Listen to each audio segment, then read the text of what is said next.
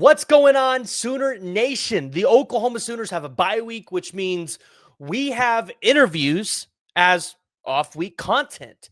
And this week we have the 3-star defensive lineman Brian Harris, the Oklahoma commit Brian Harris. And listen, the conversation was great in the green room. And I said, you know what? I got to go ahead and hit record.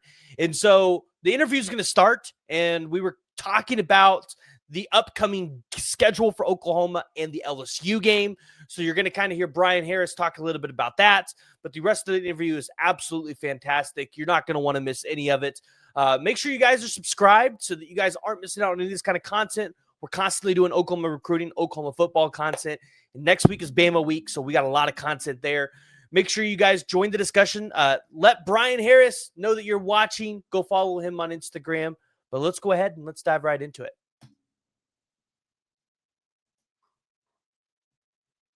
But I don't know, I'm excited for that game. Honestly, I mean, I look at LSU as a blue blood school, so I know that blue blood schools always have a great game. They always have a great game, no matter what's on the line. I feel like anytime a blue blood school goes against another blue blood school, I feel like it just always ends well for just the fans alone. They like watching good games. So even though that LSU that Ole Miss game that I went to, even though we lost that game, it was still a really good game to watch, and be there and experience that game. So yeah, well, and the interesting thing is you're going to get to play in a lot of really good games, and most of these SEC teams have never been here. So, like, a lot of these times it'll be like the first time we played them in Norman, but like next year we go to the Swamp and we go to Athens. So, like, you're going to get to experience Oklahoma going to Georgia and Florida. It's going to be awesome. It's going to be incredible. that's what that those two games are probably what I'm most excited for. Like my most excited to play is probably those two teams, mainly because I'm born and raised in Florida. Anybody that I know, they're a Florida fan or they're an FSU fan or they're a big time dog fan. I'm tired of hearing the go dogs. It's gotten to a point where it just needs to go. It just needs to go. I'm tired of, I mean, I feel like people at this point is just bandwagon the Bulldogs, man. It doesn't even they'll be just in the vicinity of Georgia and they're like, oh yeah, I'm big time Georgia fan. I'm like, man, you don't even know half the players on that team, man. I don't even want to hear it. So I can't wait for those closer games where a lot of my family can come out and watch those games. Now, being from the state of Florida, like, did you grow up a Gators fan or grow up, watching Miami or Florida State and, kind of like looking at that rivalry of Georgia, like right up the north and kind of them rising to the superpower they've been in college football? Like, have you, like, So my relationship with football is very confusing, for a lot of people to understand it. I never watched football growing up. Um, anytime I watched any football was like the Eagles, and that was a very rare moment in time that I would sit there and watch the Eagles game, and I'll probably only watch it for like a half a time. I just didn't see any interest in it, and I would just fall asleep halfway through it. But yeah, no, I never was I could say the only college team I actually felt like I actually was a fan of was probably FSU, and mm, only because my sister was a big time FSU fan. She wanted to go to FSU. That was the school that she wanted to go to. And then I ended up was like, all right, well, this is the school I'm going to go to. Like, I love FSU. I've been there like 5 different times, 6 different times. I'm there, and I never get an offer from them. They never offer me, and now it's just like, all right, well, I don't care. I'm not worried about FSU no more. And if I had to choose one team that would probably grew up watching, when I did fall in love with the game of football, it would probably be FSU. so this is intriguing because this is a question I always love to ask. And I've had quite a few guys on the show that, like, oh, before they come to Oklahoma, like they just kind of started playing football or they started getting into it. So what changed your mind? Like, what gave you a love to want to play football? Um, I've always wanted to play football. My mom was very hesitant and very, very hesitant on letting me play football. But, at one point, I played soccer. I played soccer for most of my life. Well, other than football, but anything else, I played soccer for most of my life. And then at one point, I got hurt. I think I like fractured something in my foot, and I stopped playing soccer for a long time. I pursued a career in music. I can learn about any instrument you put in front of me. I have learned it.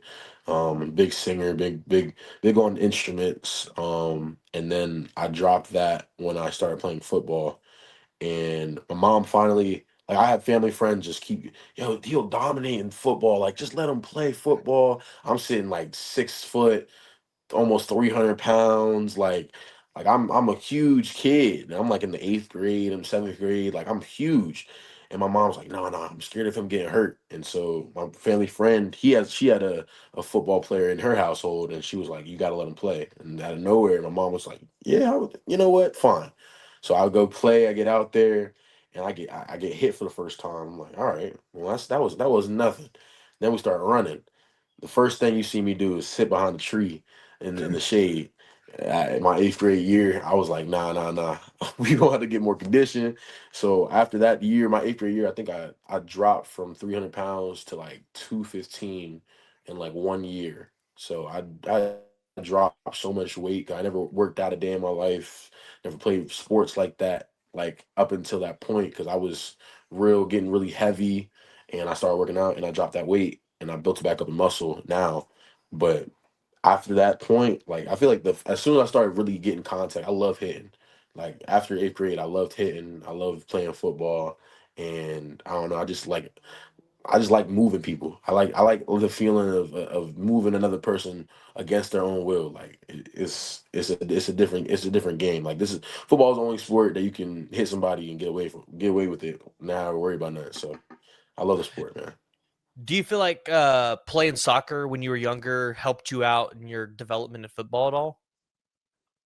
Definitely, definitely, definitely, definitely. And people ask me that all the time, and that's the first thing I say is most definitely because one thing I have, one thing I think I have over a lot of people who play defensive line is my footwork. My footwork's a lot better than a lot of these kids. I'm sitting here doing ladders and whatnot, and training on footwork, and kids are struggling. They're not really getting into it. Me, I'm flying through it. Doing my favorite thing is icky shuffle. I'll be up and down that thing. I just get into it. I feel like footwork is definitely one thing I have that I brought from soccer. Agility really got there, and just being able to spot things, and having a, like, I don't know how to explain it. It's a mindset type of thing. Like you really can see things, predict things going forward. Things like that really benefited from soccer. But my mom's Brazilian, so she brought that soccer mentality in the household first, because she's born and raised in Brazil, and all they do over there is play football barefoot. Like they be they go crazy for soccer over there. So So what I'm hearing is mom's Brazilian, loves soccer, the household's all there. Y'all are going to a World Cup game next year is what I'm hearing. hopefully that is the plan, that's the goal. But man, I swear, my mom treats soccer like it's a Super Bowl, man. Like anytime the World Cup's on, it's a whole different mindset. Everything you see Brazil all over the household, man. But she's a ride or die for sure. Yeah, I mean, dude, I grew up playing a little bit of soccer, and I actually really like watching it. And like the other night, like or the other day, last Sunday, like I actually missed changing my fantasy football lineup because I was watching Barcelona play Real Madrid, and I was like, oh, forgot that Drake London was out, so forgot that part. But soccer is a lot of fun. So yeah, that's hey, Yeah, Dallas is right down the road, Kansas City's right up the road, so you guys will have a couple opportunities to go watch the FIFA World right. Cup. Definitely, definitely. All right. Well, we've been kind of recording, so go ahead and tell everybody about how you committed. Right, peel back the curtain a little bit. What was that recruitment process like for you? And uh, how did you tell the coaching staff that hey, like I want to kind of jump on board and be a part of what's going to go on in Norman, Oklahoma over the next couple of years? They had I hopped on my recruiting process really like fast, I would say. They were probably one of the biggest, like one of the first biggest schools to offer me, of many words, and he knows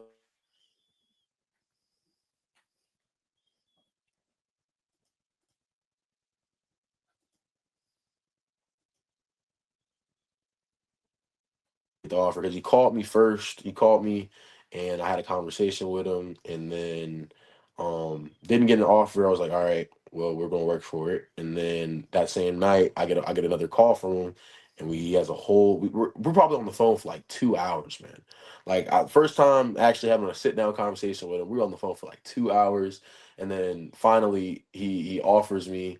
And I'm just ecstatic. I'm jumping up and down. I'm screaming. My mom's asking me, "What happened? What happened?" She's sitting here scared, like act like something bad happened. But I was screaming, man. And then after that, I I think it was the same week I got an offer, I went out there like immediately. It was literally like as soon as I got the offer, I went out there for a visit.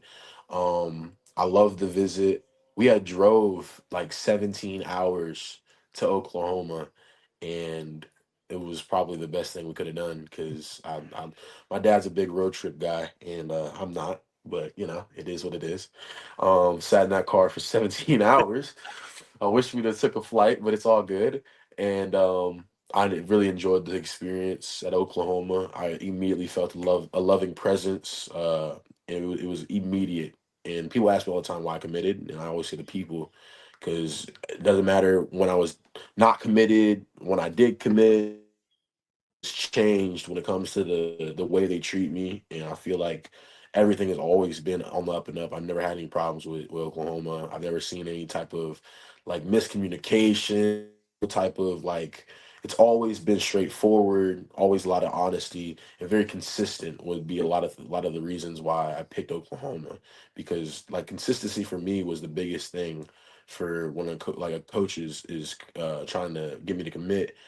A lot of coaches, they'll offer me, they'll won't talk to me for another week.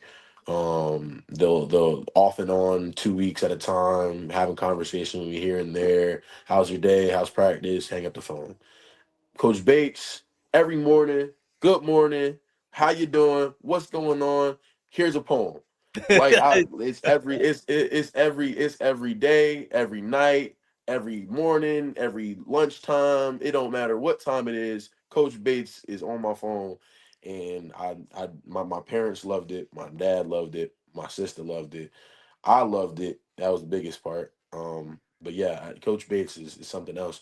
When I actually got to Oklahoma, I got there for the visit. I met Coach Venables, and Coach Venables probably had the best first impression on my parents that any coach has ever had, because of the way he introduces himself. That was the first initial contact. And my dad's big on first impressions. My dad's big on energy. He's big on vibes. He's big on how people talks to people. And Coach Bates, he opens the door. He has his two big doors. He opens the door, comes out.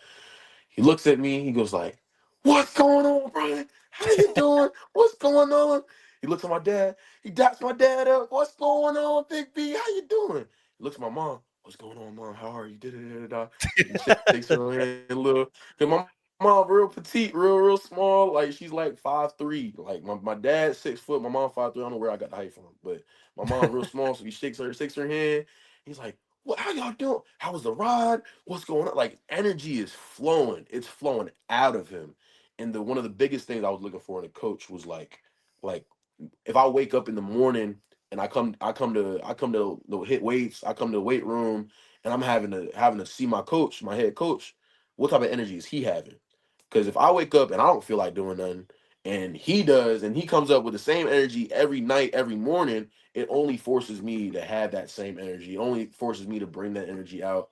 So I just knew that I wanted to be around somebody who had a like-minded, a like energy individual. So I love that about Coach Venables. And then the coaching staff alone was just so helpful in the recruiting process itself. And I had known on the way back, that 17-hour ride coming back, going to Florida, I knew I was committing. I just didn't know when. I didn't know how. I just knew for a fact I was committing. And my dad tried to convince me so many other times, like, "Yo, you have so many other options. Just weigh them out." I'm committed. I'm committed. I'm committed. You can ask my dad right now how many times you try to like sit me down. You got it. No, I'm committed to Oklahoma. I'll weigh out my options. I'll do all that, but just understand, like everything I do is now a comparison to Oklahoma. So now every visit I go to, so I went to Tons of visits, tons of visits. I visited Penn State, West Virginia. When I went everywhere, like Bama. You name a place, I've probably been there. All the way from Miami up to Minnesota, I've been to. So I mean, every time I go to a place, whether it's an unofficial visit or official visit, I always compared Oklahoma, and that was really another indication on like how I understood if Oklahoma was the place, because the fact that I'm having to compare it to Oklahoma is a big thing, because like if I'm going somewhere, I'm like, all right, what is it? Is it better than Oklahoma? Is it up to standards? Are they doing the same things? Are they having the same energy? Does it feel home? And nothing compared. Nothing compared. It was probably one of the best decisions I made. So That's awesome. That's awesome. Now, have you ever wondered how Todd Bates comes up with all those poems every day? I see him sometimes. He'll post some of them on social media, and I just go, "This man's really talented," or he's got Chat GPT doing some really good poems. One of the two. no, I swear his poems is something crazy, man. Like when he first offered me, he hit me with a poem, and I didn't know anything about him, so I don't know what his meant, like his motto is. I don't know how he coaches. I don't know what he does. And he hits you out of nowhere. He just hit, look, I got a word for you. And he starts going in. He starts going in. I'm like, okay, coach. Oh, okay, coach. I'm sitting here head nodding. I'm like, coach, you could like publish that, right? Like you could make some good money off of some poems, man. He's like, oh yeah, yeah, yeah, yeah, yeah. All humble and whatnot. I'm like, no, I'm being serious. Like I'm being look, he is a man of many words, man. Cause like I'm also, like I said, I'm very musically talented when it comes to like music and instruments and whatnot. And like he also has a background in music and making poems and whatnot. And that was another like a similarity that we both had that I picked out. And that was pretty cool. You'll just have to get to Norman and start turning his poems into songs for him and showing him, "Hey, listen, you got something Right, here. You right. you can write them for me. I'll sing them for you, and we'll be a duo. And then You'd also, be you'll like a be a great ghostwriter. defensive lineman." Right, Yes. right. I would love that. That would be funny.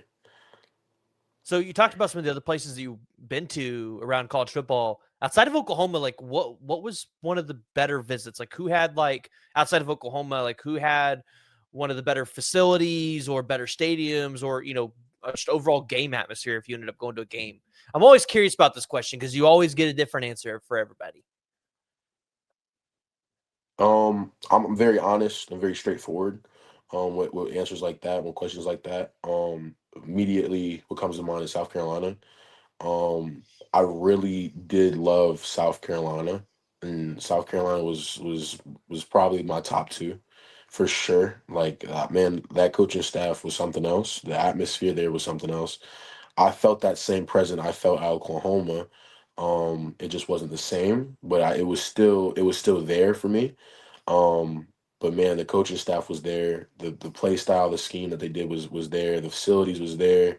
But man, I feel like Oklahoma just took over, and I just kept playing in my mind. I'm like, all right, it's gotta be so I gotta choose, and I chose Oklahoma, and I'm still very, very happy about what I did, man. And a lot of people ask me, well, why didn't you go to Bama? Why didn't you go to I'm like, Bama's not the same. That's not the same for me. When I went to Bama, I didn't get the same atmosphere. I didn't get the same energy that I wanted. The coaching style is a little bit different over there. It's not really what I wanted, honestly. If I had to be very honest, when people ask me about Bama, they asked me about Michigan. I loved Michigan. Michigan was probably my top three. Michigan, man, the facilities were top notch. The coaches were top notch. They just brought in a new defensive line coach over there, Coach Espo. He's another top notch guy. Coach guys like Brandon Fisk. Growing up, like when I started actually learning football, I watched Brandon Fisk from FSU all the time because I was a big FSU fan. And man, he was another coach that I really liked. And then that defensive coordinator, I forgot his name, but he coached guys man, blanking the linebacker from Baltimore, from the Ravens. I'm literally Lewis? Ray Lewis. Yeah. Yeah, Ray Lewis. I'm blanking, but yeah, no, he coached guys like that, and he was another guy. Like he was another guy that was like, man, this is gonna be a tough decision, and it all came down. And I really did like Oklahoma. I loved it, and I'm still grateful for my opportunity, my decision I made. Now, next year, you all are going to Ann Arbor. You guys are going to go to Michigan. So, like, what should Oklahoma fans expect when they go out to Michigan? Like, is it kind of a small college town like Norman, or what's that environment going to be like? It's a very, I feel like it's a similar environment. A lot colder. I'll say it's a lot colder. The environment is it can be rowdy. It could get up there. It is a blue blood school. It's it's it's one of the top end schools for when it comes to the atmosphere and the actual fans itself. But at the end of the day, we're gonna go out there and we're gonna show the world why we beat them the first time when they came over to Oklahoma. And that, ain't nothing gonna change. Ain't nothing gonna change. I was there for that game actually, so I was very hyped for that game. It's funny because when I went to that game, they had I got on the plane. I see all these the Michigan hats and whatnot. I'm like, man, and they see I got a big hat on. I'm completely dressed out in Oklahoma. Like y'all gonna lose, man. I'm like, just watch. This gonna be one for the ages. Watch. And I sit back and I'm just enjoying the game. I'm watching the defense do a thing. It's never a question with our defense, man. I love our defense, man. So I'm grateful for that game. That game was a blessing. The defense this year has been incredible. And watching what Todd Bates has done with our defensive line this year and how I don't know if you really paid attention to Oklahoma back when Lincoln Riley was here, but looking at where the defensive line was then and looking at where it's at now this year, like it's truly incredible. It's like I didn't think the defensive line would get to where it's at this quickly. It's been a lot of fun to watch this year. Man, I can't agree more, honestly. I mean, Coach Bates is when you have someone like that coaching the D line and knows exactly what he's doing, is very intentional with everything he does. It's not just pulling out these random indie scripts. Like he knows exactly what he's doing. He's very intentional. He has a very inspiring personality. So I mean, he brings out the best in people, honestly. And guys like David Stone, Jaden Jackson, Grayson Halton, Dom, like all these guys are weapons, man. They got weapons with two hands, man. They unstoppable force right there, and that's another big reason why I committed. I really feel like Jaden Jackson and David Stone. I'm gonna get at least a year with them, and I can't wait to learn from them.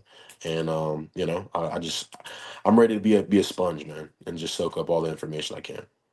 Yeah, no, from a recruit perspective, what was it like to see Jaden Jackson get as much run as he did last year as a true freshman? Because I'm sure you saw Todd Bates kind of really lean on him and trust him, and you don't see that at a lot of places. So, from a recruit's perspective, like how big is that to see a defensive line coach go, yeah, I'm going to lean and trust on a true freshman to go out there and play with the big boys in the SEC.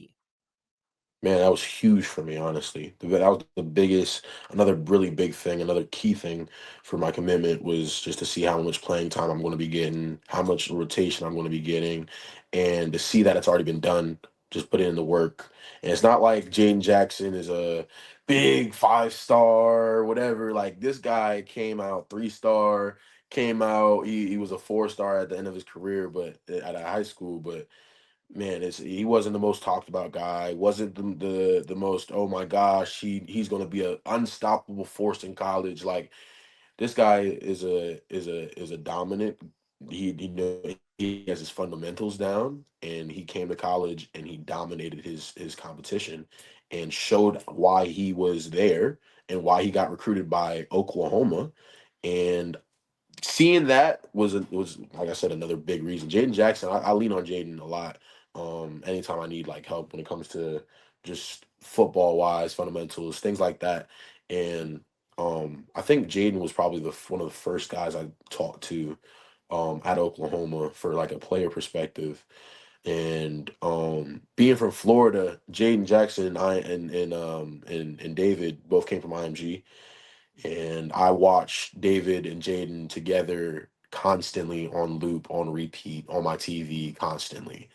over and over and over again. This is before they even committed. I didn't know anything about where they were going, nothing. And I always watch David. I always watch Jaden. And it's funny now because now I'm committing and I'm going to be playing with these guys that I watched to try to get better when I was a little a little freshman.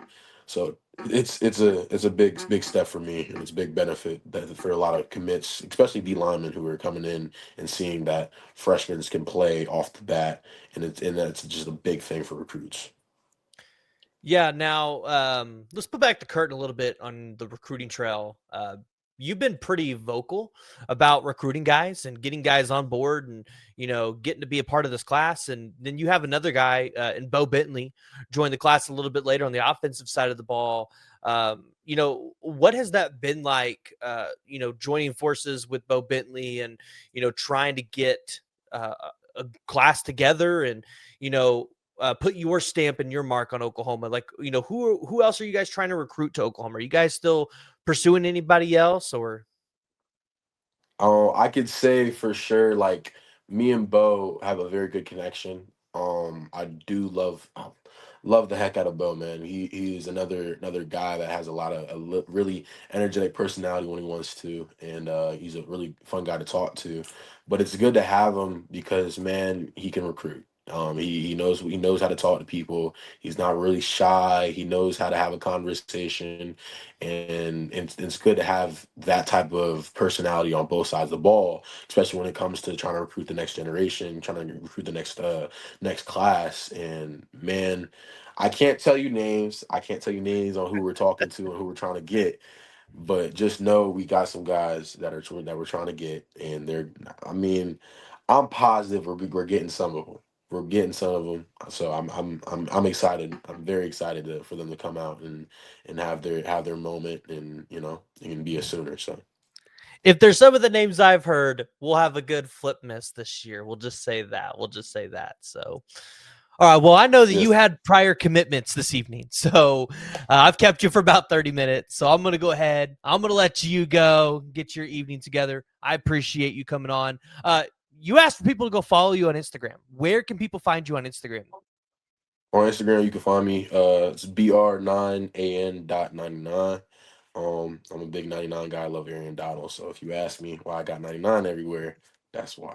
So follow Is me that on what you're going to wear Instagram. when you come to Norman, 99? Hopefully that is the plan. I mean, Strong got it right now. Me and Strong had a little conversation, but I like number 9. I like anything with 90 in it.